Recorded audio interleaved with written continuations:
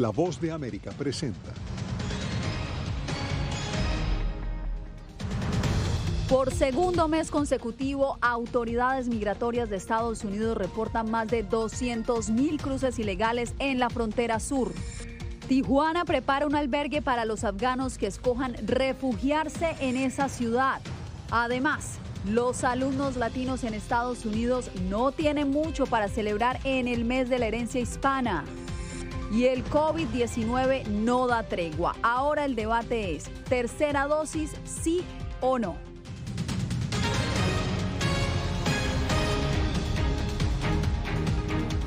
¿Qué tal? Les doy la bienvenida a El Mundo al Día. Les saluda Yasmín López. Más de 200,000 personas fueron halladas en la frontera sur en el mes de agosto tratando de entrar de manera ilegal en la frontera sur. Así lo revela el más reciente informe de la patrulla fronteriza.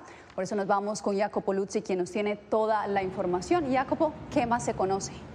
El número de casos que tenemos es sustancial. Es un aumento. Este aumento ha planteado desafíos logísticos, humanitarios y políticos para la administración Biden, que ha sido acusada de tener políticas fronterizas laxas por los críticos republicanos y de no revertir las restricciones de asilo de la era Trump con la suficiente rapidez por parte de los activistas progresistas.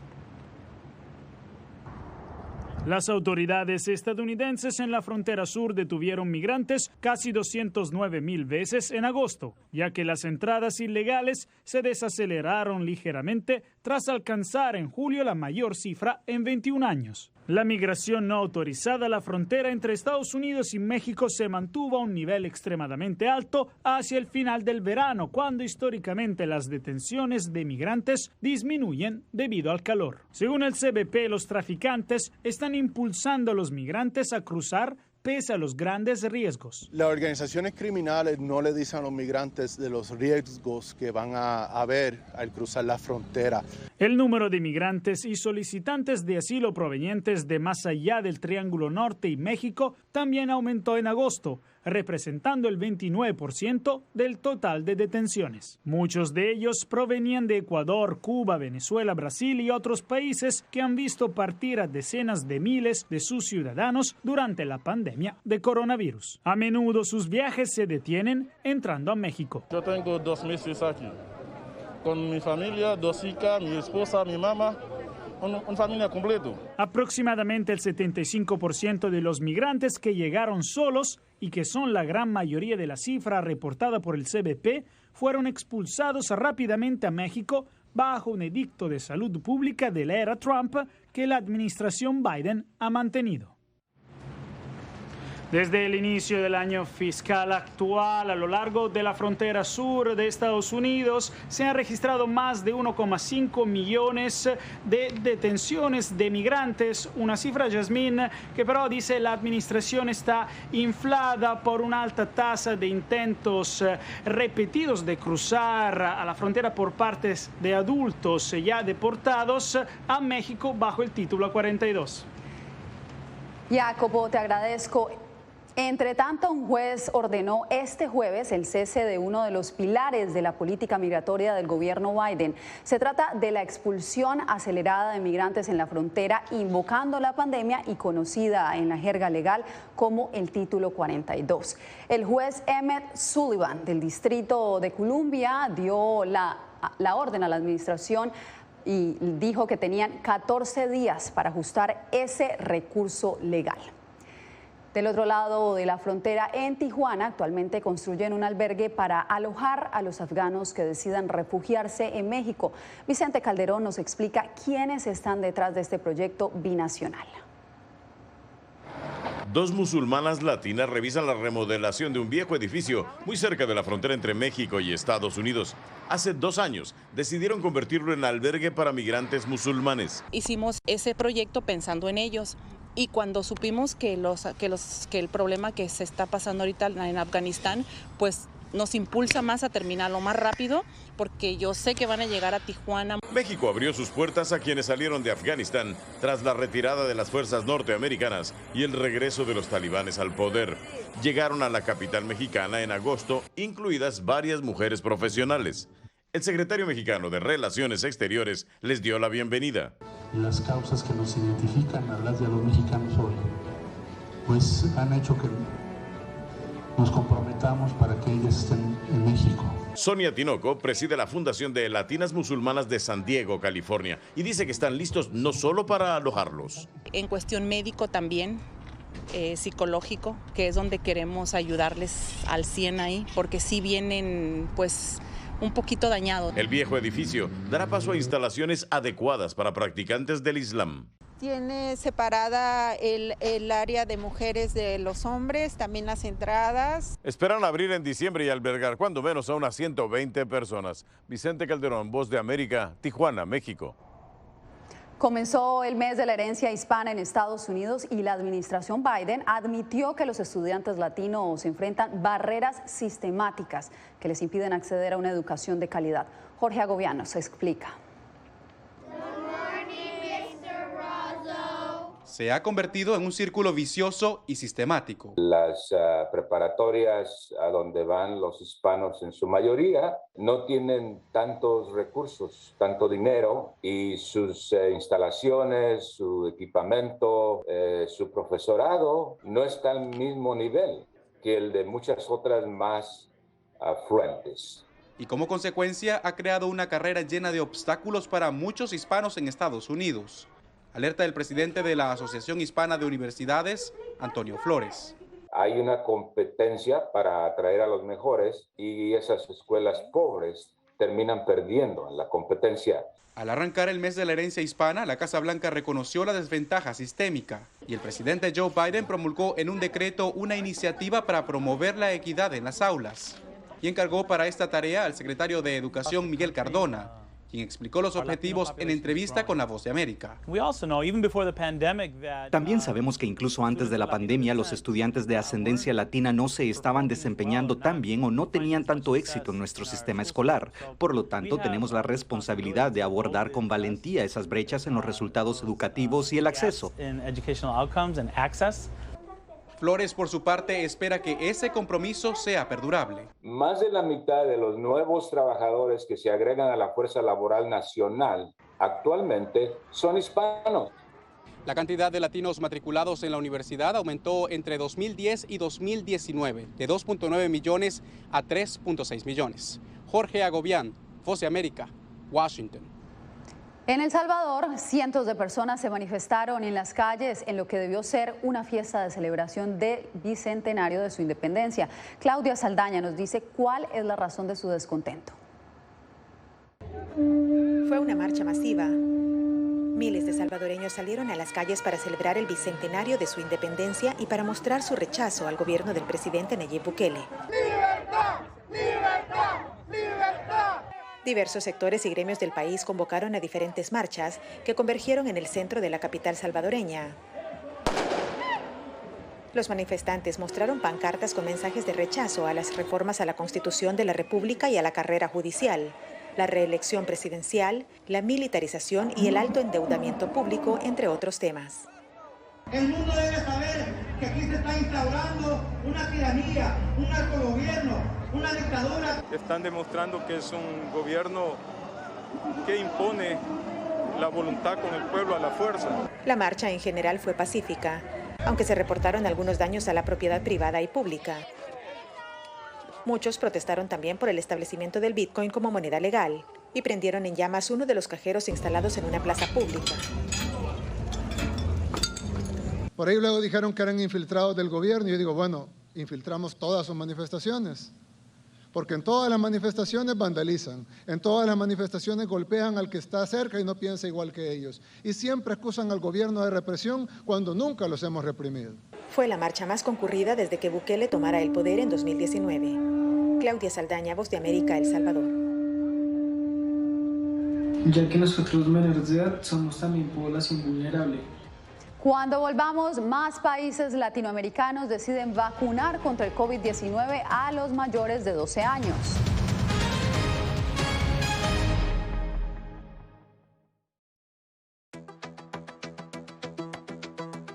En momentos de crisis políticas y sociales, algunos gobiernos autoritarios recurren al bloqueo del acceso a Internet como herramienta para detener la información que entra o sale de su país. No obstante, existen algunas alternativas que te ayudarán a continuar conectado a la red a pesar de la censura oficial. Una de las más efectivas es el VPN o red virtual privada por sus siglas en inglés. La VPN pretende simular que la persona está en otro lugar del mundo y no en el país que esté restringiendo el acceso a Internet, de manera que es incapaz de detectar esa conexión interna y así se puede utilizar Internet con normalidad. Las ofertas de VPN en el mercado son muchas y las puedes buscar escribiendo las iniciales VPN en los motores de búsqueda, pero es importante descargarla o adquirirla antes de perder la conexión al Internet. Aquí te ofrecemos algunas opciones.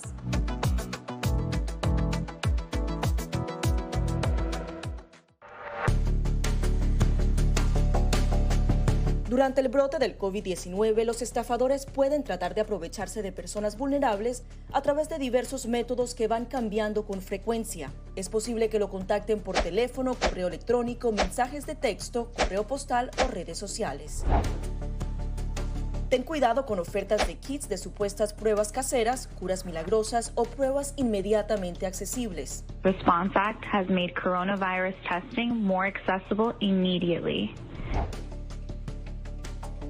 Tras un desastre, organizaciones caritativas falsas aparecen afirmando que tienen vínculos con otras reales. Siempre verifica que la organización sea legítima. Alguien que asegura que trabaja en el gobierno puede pedirte tu información personal o intentar cobrarte cuotas falsas para así ingresar tu cheque de estímulo.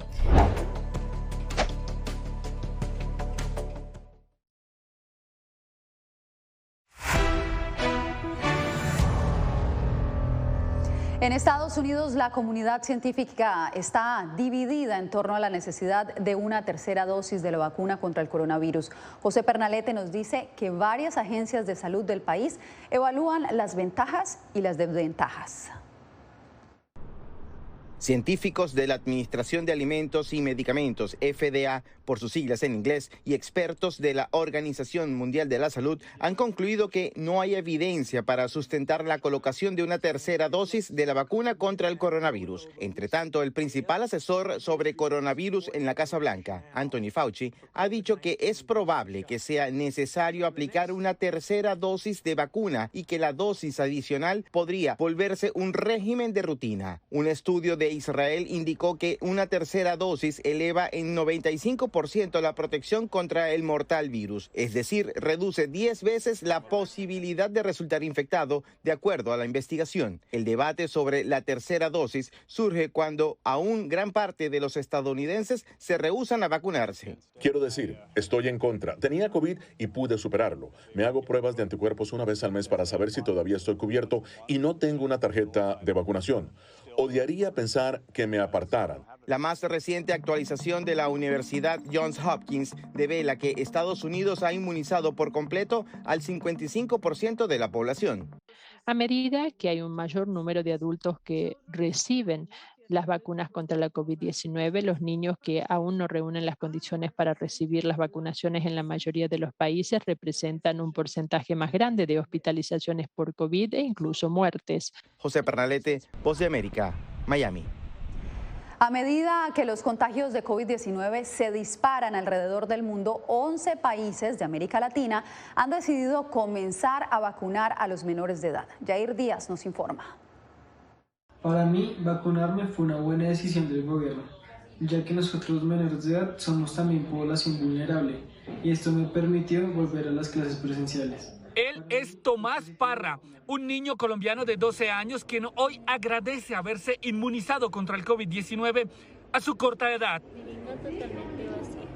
Para el epidemiólogo Carlos Trillos, en este momento de la pandemia del coronavirus, la vacunación a mayores de 12 años es primordial ante la presencia de la variante Delta en América Latina.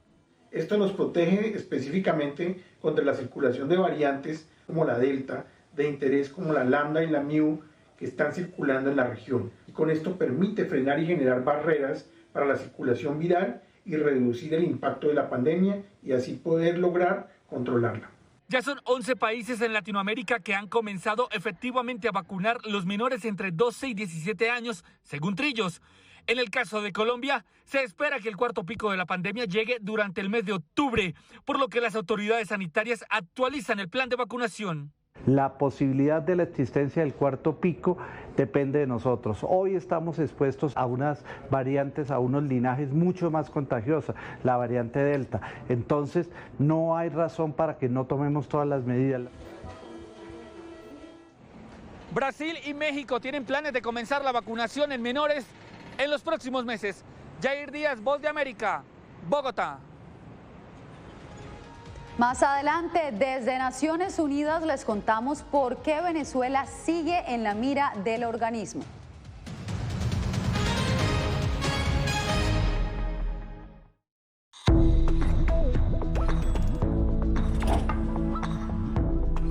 Cuando ellos me traen un tema un poco delicado o fuerte, yo siempre les pregunto primero, Ari, ¿y dónde oíste eso? ¿Quién te lo comentó?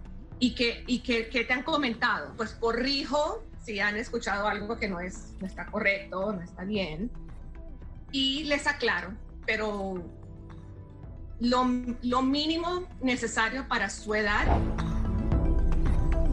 Enfócate en que tu hijo se sienta seguro y no le ofrezcas más detalles de los que pida. Si ellos preguntan, nosotros siempre les hemos respondido con la verdad, pero a su edad. Finalmente, di cosas específicas que tu hijo pueda hacer para que sienta que tiene el control. Por ejemplo, enséñale que lavarse las manos con frecuencia lo puede ayudar a mantenerse sano.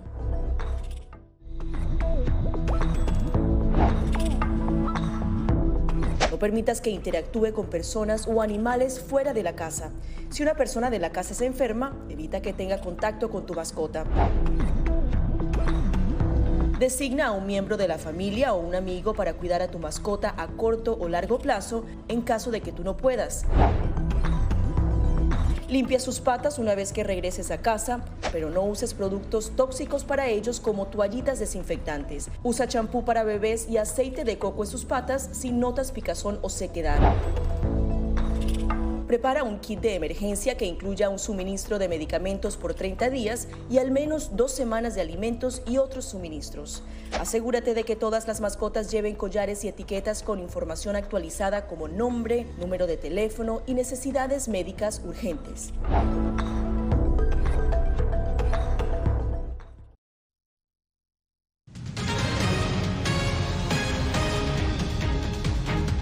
Hoy fue publicado un nuevo informe de la misión de Naciones Unidas designada para determinar los hechos sobre Venezuela.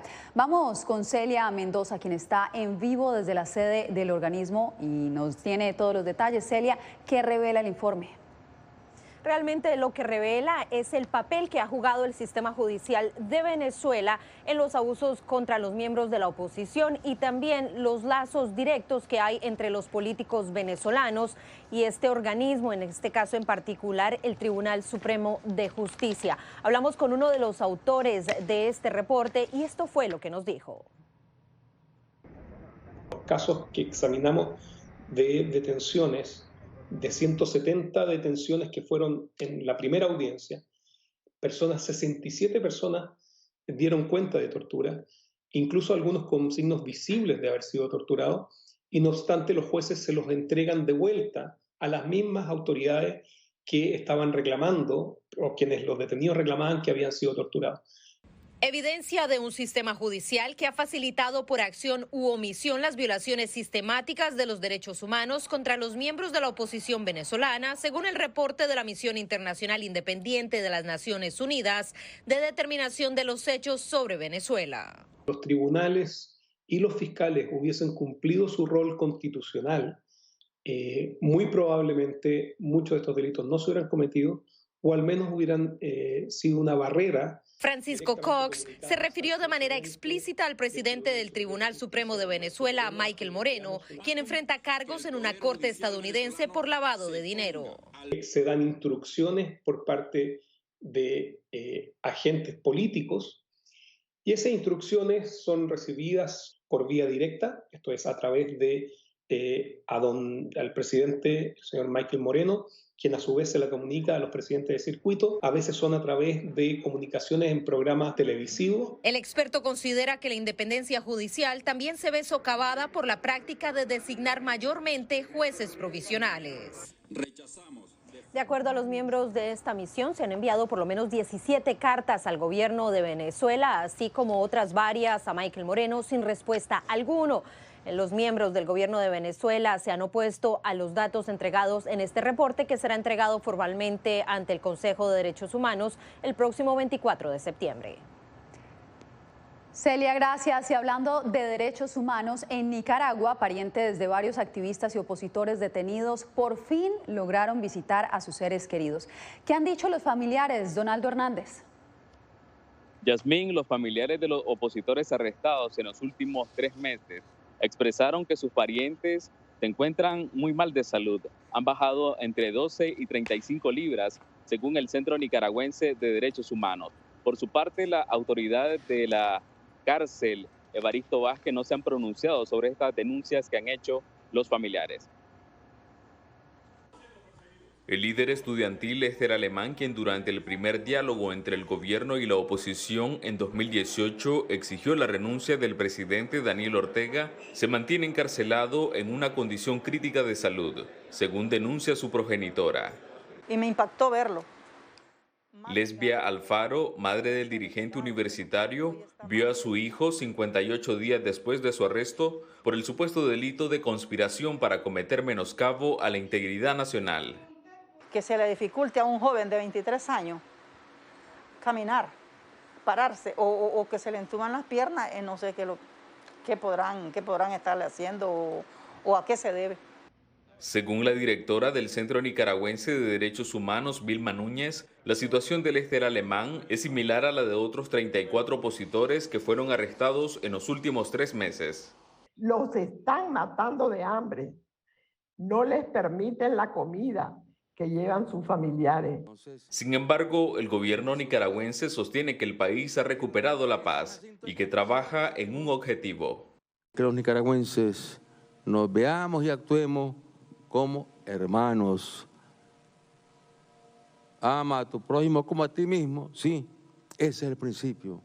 Entre tanto, Estados Unidos, Canadá y la Unión Europea siguen demandando la liberación de los opositores arrestados por razones políticas. Entre los 35 opositores que se encuentran bajo prisión, hay 7 precandidatos de la oposición que no van a poder participar de este proceso electoral que ya ha sido desconocido por varios países de Europa. Yasmín. Te agradezco, Donaldo. Entre tanto, Honduras conmemoró el bicentenario de su independencia con unas ceremonias marcadas por las restricciones sanitarias. Óscar Ortiz nos trae el informe. Bajo la sombra de la pandemia del COVID-19, Honduras cumple 200 años de independencia y las autoridades dispusieron limitaciones para ciertas actividades de conmemoración. La ceremonia prevista en el Estadio Nacional Tiburcio Carías Andino, en la capital Tegucigalpa, únicamente contará con la presencia de autoridades de gobierno y las Fuerzas Armadas, pero sin público. Y también recordarle a la población de que el estadio va a estar con personas identificadas, con personas que les van a dar ese servicio a esa población. Un economista consultado por La Voz de América considera que al llegar su bicentenario, Honduras deberá replantearse sus metas de desarrollo a largo plazo para reducir el rezago existente respecto a otros países centroamericanos. Cuando se revierte la situación de pobreza, estamos hablando de que se genera empleo, se generan ingresos y se genera una mejor condición de vida para toda la población hondureña. Los hondureños acudirán a las urnas el próximo 28 de noviembre para participar en las elecciones generales, con la esperanza de que los próximos gobernantes adopten las políticas adecuadas para lograr la senda del desarrollo. Óscar Ortiz, Voz de América, Honduras. ¡Viva México! ¡Viva! ¡Viva México!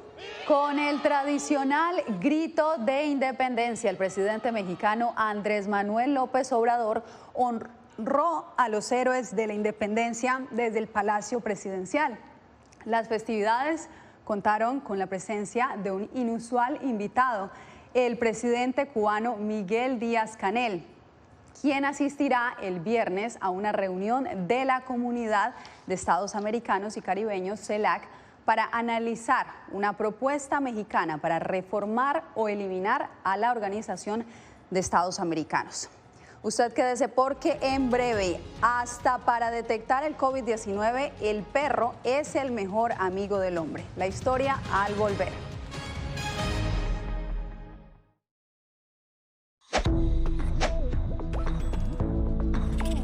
La Organización Mundial de la Salud asegura que las mascarillas son esenciales para eliminar la transmisión del nuevo coronavirus y salvar vidas. Por ello, recomienda su uso cuando se está en lugares concurridos, donde no se pueda mantener el distanciamiento social y en lugares con poca ventilación. Cuando se habla de mascarillas para protegerse del COVID-19, se refieren generalmente a la mascarilla quirúrgica, el respirador N95 o las de tela. Las mascarillas quirúrgicas planas, rectangulares y desechables protegen al portador de gotas de partículas grandes del virus e impiden que los enfermos la esparzan cuando tosen o estornudan. Los expertos advierten que solo deben ser usadas una vez. El respirador N95, de forma oval y más ajustado a la cara, tiene una válvula de exhalación que ayuda con la humedad y el calor cuando respiramos. Además de filtrar partículas grandes, puede impedir que pase el 95% de las partículas pequeñas de virus y bacterias. Ante la escasez, muchos han recurrido a hacer sus propias mascarillas y, en efecto, los expertos confirman que estas mascarillas caseras pueden ser efectivas. Las mascarillas nos pueden servir como una barrera aislante para las secreciones, pero tener mucho cuidado porque hemos visto gente que usa la mascarilla, pero al acomodarse la mascarilla se está tocando la cara. Y eso es justamente lo que queremos evitar, es que la gente se esté tocando la cara en estos momentos, porque cuando uno está en lugares públicos puedes estar pasando la mano por una superficie que ha sido tocada por otras personas y que puede estar contaminada y luego sin querer te puedes llevar la mano a la cara. Para más información visita nuestra página web y síguenos a través de las redes sociales bajo @Voz de América.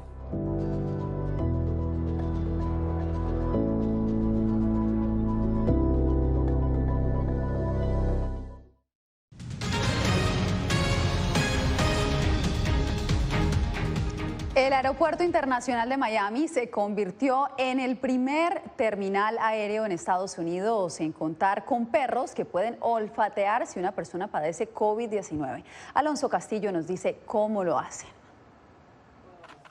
Cobra y Juan Beta, un pastor belga y un pastor holandés, han sido entrenados por el Centro de Microbiología y Química de la Universidad Internacional de la Florida para detectar el olor que produce el COVID-19, le dijo a La Voz de América la portavoz del Aeropuerto Internacional de Miami, Indira Almeida Pardillo.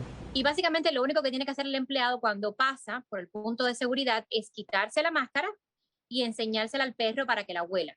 Y de esa manera el perro puede detectar si tiene COVID o no. Los cambios metabólicos que genera el virus hace que el sudor y el aliento de una persona con COVID-19 pueda ser olfateado por los animales que están de guardia en el puesto de control de seguridad para el personal de American Airlines. El concepto es quizá añadir como una línea extra de seguridad para todas aquellas personas que pueden ser asintomáticas o que no están seguras si tienen el COVID y que van a sus puestos de trabajo sin ningún tipo de problema. De hecho, este programa va a estar concentrado únicamente en los checkpoints de los empleados. En caso de que los canes detecten el virus, los trabajadores tendrán que someterse a una prueba para confirmar la sospecha de los animales. Y llevar a esta persona al centro de pruebas de COVID que tenemos en el aeropuerto y a que se haga un examen para corroborar efectivamente que tiene COVID. Para Almeida Pardillo, los perros son otra herramienta que se puede aprovechar para lidiar con la pandemia. Los índices de precisión de los animales, según indicaron, es del 96 al 99%. Alonso Castillo, Voz de América, Miami. Y esta es otra noticia que nos encanta contar. Barbie también rinde homenaje a los latinos. La fabricante de las muñecas aprovechó el mes de la herencia hispana en Estados Unidos para lanzar 2 nuevos ejemplares alegóricos a la difunta salsera cubana Celia Cruz y a la autora y activista dominicana estadounidense Julia Álvarez. La empresa Mattel busca honrar a ambas y quiere inspirar a generaciones de jóvenes latinos a contar sus historias con orgullo. Qué bien por Mattel. Con esto nos despedimos por hoy. Soy Yasmín López.